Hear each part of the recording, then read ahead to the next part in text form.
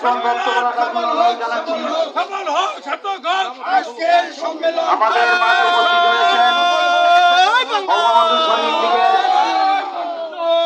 এখন বক্তব্য রাখার জন্য অনুরোধ জানাচ্ছি বঙ্গবন্ধু সৈনিক লীগের কেন্দ্রীয় কমিটির সাংগঠনিক সম্পাদক জনাব মোহাম্মদ আলমগীর ভাইকে আমি বক্তব্য রাখার জন্য অনুরোধ জানাচ্ছি। বঙ্গবন্ধু সৈনিক লীগের কেন্দ্রীয় কমিটির সাংগঠনিক সম্পাদক জনাব মোহাম্মদ আলমগীর হোসেন।